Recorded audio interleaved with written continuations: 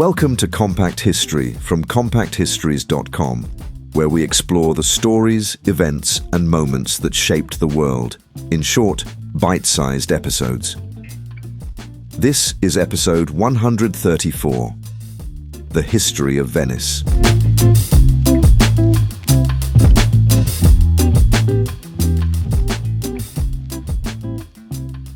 Venice did not begin with a single foundation ceremony. A later tradition placed its birth on the 25th of March, 421, but the city developed gradually as communities settled across the islands of the Venetian lagoon. Some islands had long been used by fishermen, salt workers, and traders. Settlement increased during the 5th and 6th centuries, when warfare and political upheaval encouraged people from mainland towns to seek security among the lagoon's marshes and channels. The collapse of Roman authority in Western Europe was followed by invasions involving the Huns, Ostrogoths, and Lombards. Refugees did not immediately create the city recognized today. Early centers included Torcello, Malamocco, and other islands where communities built churches, managed fisheries, and traded salt. The lagoon offered protection because its shifting shallows were difficult for an invading army to navigate, yet it remained connected to the Adriatic and wider Mediterranean. Communities also learned to manage the lagoon rather than merely hide within it. They marked navigable channels, reclaimed small areas of land, and coordinated the movement of goods between island markets and settlements on the mainland. These settlements belonged culturally and politically to the Eastern Roman or Byzantine world. They were administered through the Exarchate of Ravenna, although distance and local conditions encouraged increasing independence. Venetian tradition names Paolo Lucio Anafesto as the first doge in 697, but the earliest leadership is poorly documented, and modern historians question parts of the account. The title doge came from the Latin dux, meaning leader or duke. After the Lombards captured Ravenna in 751, Byzantine control weakened further. Rival families competed for authority, while Venice balanced relations with Byzantium, the Franks, and neighboring powers. In the early 9th century, the political center moved from Malamocco to the more defensible islands around Rialto. This area became the nucleus of Venice after a Frankish attack failed to establish lasting control over the lagoon. Religion helped give the growing city a separate identity. In 828, Venetian merchants carried the supposed remains of Saint Mark from Alexandria to Venice. Saint Mark replaced Saint Theodore as the city's principal patron, and his winged lion became Venice's enduring symbol. A basilica was constructed to house the relics beside the doge's residence. Venetians drove timber piles into the soft ground, built foundations above them, and connected islands through canals and bridges. Salt production, fishing, shipbuilding, and commerce supported expansion. By the 10th century, Venice was no longer merely a collection of protected settlements. It was becoming an organized maritime state whose wealth and security depended upon ships, trade, and increasingly sophisticated government. As Venice expanded, the doge remained its most visible official, but he never developed the unrestricted authority of a hereditary king. Powerful families resisted any attempt to establish a dynasty. Several early doges tried to associate sons with their rule, provoking opposition, deposition, or exile. Over time, political institutions were constructed to distribute authority among councils, dominated by the city's leading families. During the 12th century, documents increasingly referred to the Commune of Venice. The Great Council became the central political assembly, electing officials and approving major decisions. The Senate managed commercial, diplomatic, and military affairs, while smaller committees handled finance and justice. A complicated electoral system eventually selected each doge through several rounds of nomination and voting. Once elected, he swore an oath restricting his powers and served for life under close supervision. This arrangement produced continuity, but it was not democratic in the modern sense. In 1297, reforms known as the Serrata, or closing of the Great Council, restricted membership increasingly to an established group of patrician families. Their names were recorded in official registers, creating a ruling class whose political privileges became hereditary. Citizens outside the nobility could work in administration and commerce, but the highest offices remained reserved for patricians. After an unsuccessful conspiracy led by Bahamonte Tiepolo in 1310, the Council of Ten was created to protect state security. Initially temporary, it became permanent and acquired extensive investigative powers. Venice's government developed a reputation for secrecy and strict control, yet its many overlapping offices also prevented one person or family from dominating the republic. The Doge represented the state in ceremonies, while councils controlled policy. Political development accompanied commercial expansion. In 1082, the Byzantine Emperor Alexios I Komnenos granted Venetian merchants major trading privileges in return for naval assistance against the Normans. Venetians established communities and warehouses in Constantinople and other eastern ports, carrying timber, metals and European goods eastward and returning with spices, silk and luxury products.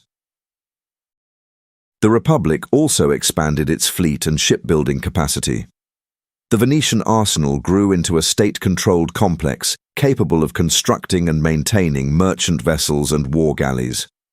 Rivalry with Pisa, and especially Genoa, intensified as each city competed for routes, ports, and influence. By the end of the 12th century, Venice possessed the institutions, ships, and commercial experience required for expansion far beyond the lagoon. The arrival of crusaders seeking transport to the eastern Mediterranean gave the Republic an opportunity to convert maritime expertise into a territorial empire. Institutional caution consequently became a defining characteristic of Venetian public life and foreign diplomacy.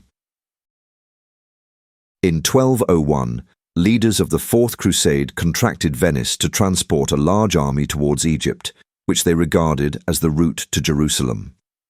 Venice suspended much of its normal commerce to prepare ships, crews, and provisions. When fewer crusaders arrived than expected, they could not pay the agreed price. Doge Enrico Dandolo proposed that they reduce their debt by helping Venice recover Zara, a Christian city on the Dalmatian coast that had rebelled against Venetian authority. The Crusaders captured Zara in 1202 despite papal opposition. Their expedition was then drawn into a Byzantine succession dispute. In 1204, crusading and Venetian forces seized and sacked Constantinople. Churches, palaces, and private homes were looted, and many objects were carried west. Venice obtained extensive commercial privileges and strategic territories, including control of Crete and positions around the Aegean. The conquest strengthened its trading network while causing lasting hostility between Eastern and Western Christians. Venice's overseas possessions became known as the Stato da Mar, or State of the Sea. Ports and islands served as naval bases, sources of revenue and stopping points for convoys. Venetian merchants traded spices, silk, grain, timber, metals, enslaved people, and manufactured goods across routes linking Europe, North Africa, and Asia. The gold ducat, introduced in 1284, became one of the Mediterranean's most trusted currencies. Profit and power intertwined. Commercial success required protection. Venice fought repeated wars with Genoa, its strongest maritime rival.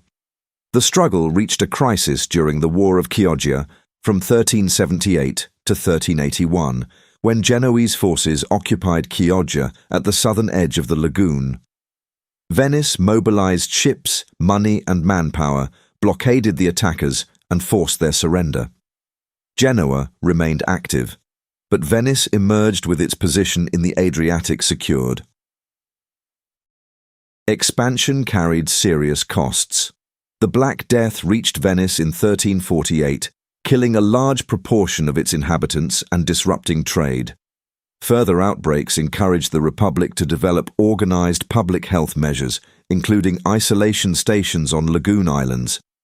Colonial rule also generated resistance, while naval warfare demanded heavy taxation and constant shipbuilding. During the 15th century, Venice acquired substantial mainland territory in northern Italy. This Stato da Terra provided food, protected trade routes, and placed a defensive barrier between the lagoon and competing powers such as Milan. Its growth also drew Venice more deeply into Italian wars. By 1500, the Republic governed a combined maritime and mainland state. Its merchants had accumulated exceptional wealth, and its political elite invested that wealth in churches, palaces, painting, scholarship, and public ceremony. Venice's commercial empire had created the conditions for its remarkable Renaissance culture. Renaissance Venice presented itself as La Serenissima, the most serene republic. Its leaders promoted an image of stability, justice, and divinely favored independence. St. Mark's Square formed the ceremonial centre, bordered by the Basilica, the Doge's palace, and government offices. Public rituals, naval victories, and religious festivals reinforced loyalty to a state that claimed to balance liberty with order. The city's wealth supported an influential artistic culture. Giovanni Bellini helped establish a distinctive Venetian school of painting, followed by Giorgione, Titian, Tintoretto, and Veronese. Their work became known for colour, light, and dramatic composition. Architects, including Jacopo Sansovino and Andrea Palladio, transformed churches, libraries, and civic spaces. Patrons included the government, noble families, religious institutions, and confraternities known as scuole. Venice also became a major European centre of printing. Its commercial connections provided paper, capital, and access to international markets. Aldus Manutius, active from the 1490s, published carefully edited Greek and Latin texts and helped popularize smaller, portable books. Printers produced religious works, maps, music, literature, and political material for readers across Europe, although the state and church imposed censorship. Beneath this cultural achievement stood a sharply ordered society. Patrician men controlled government, while a recognized citizen class supplied secretaries and administrators. Artisans, sailors, laborers, servants, and shopkeepers formed most of the population. The arsenal employed a large, skilled workforce essential to the Republic's defense. Women managed households, worked in trades, and participated in family businesses, but they were excluded from formal political office. Foreign merchants were central to the economy and were often assigned particular residences and warehouses.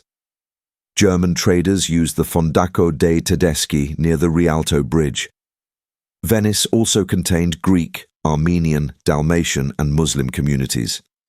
In 1516, the government required many Jews to live at night within a designated area that became known as the ghetto.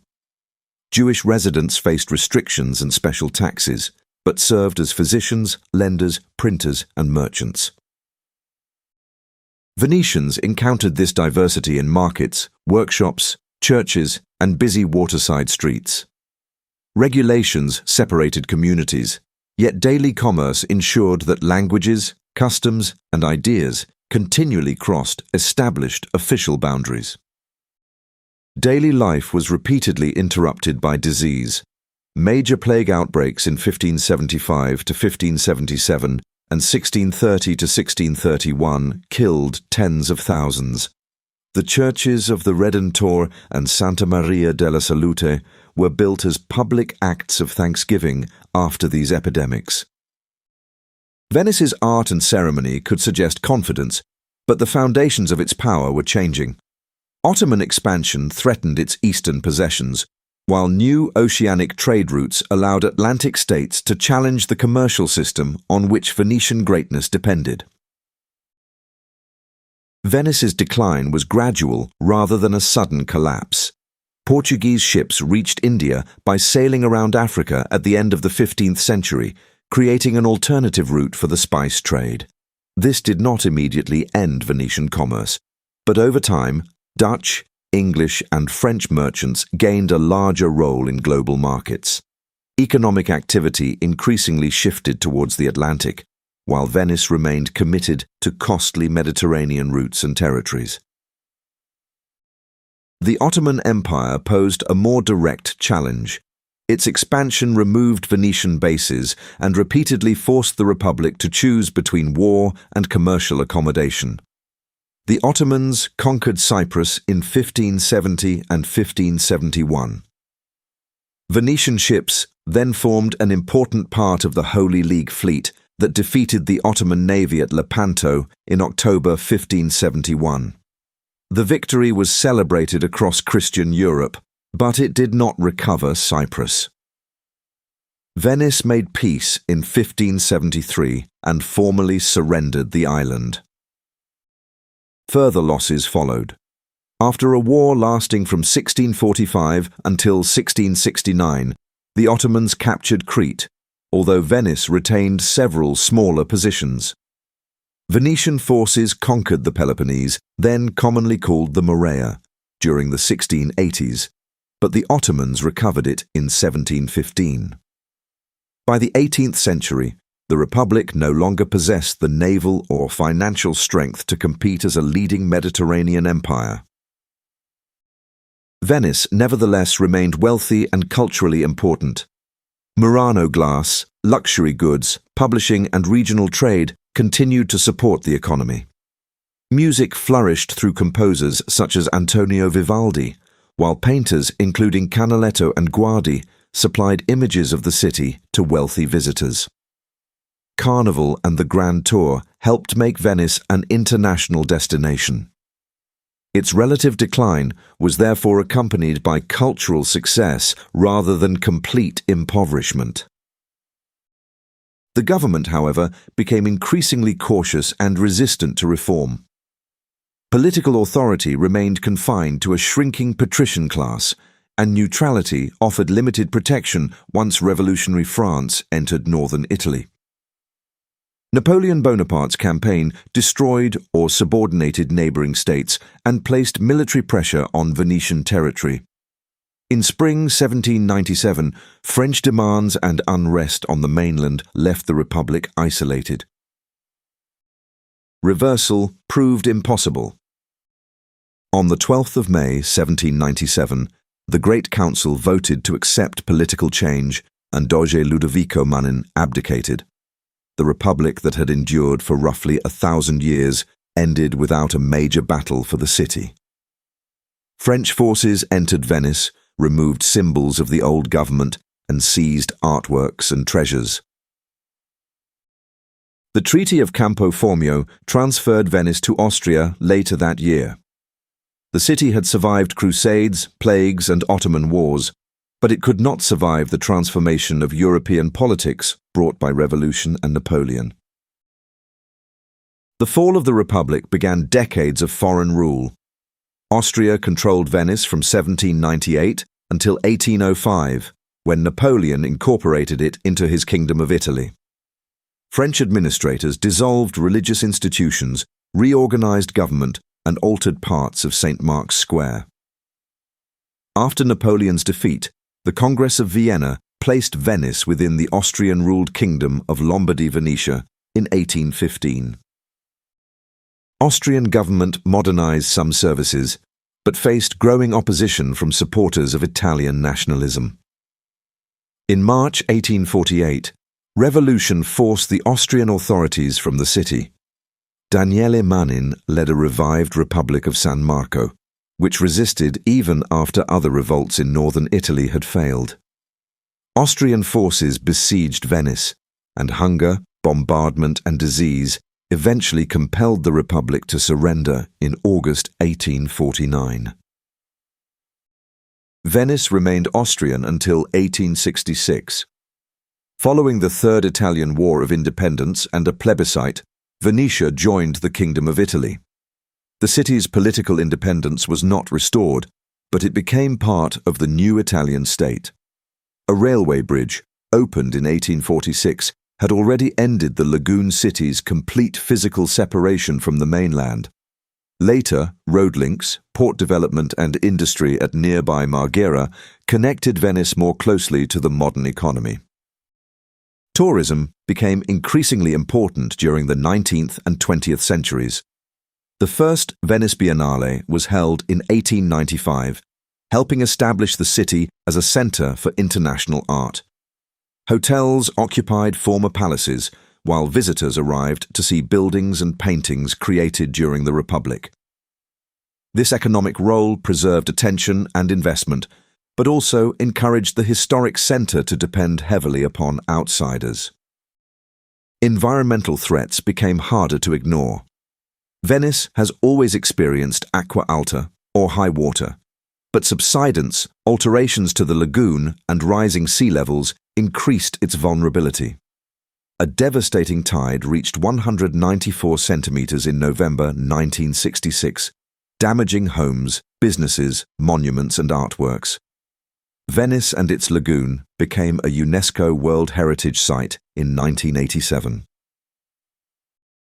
The Mose system of movable barriers was constructed at the lagoon's sea entrances after years of planning, controversy and delay. It was first raised successfully against a major tide in 2020. The barriers reduce immediate flood risk, but climate change may require increasingly frequent closures, with consequences for shipping and the lagoon's ecology. Modern Venice also faces population decline, expensive housing, and intense tourism. Its central challenge is no longer military conquest or commercial rivalry. It is maintaining a living city while protecting a fragile environment and an architectural inheritance created over more than 15 centuries. The preservation debate therefore concerns homes, schools, shops and employment as much as monuments, canals and works of art.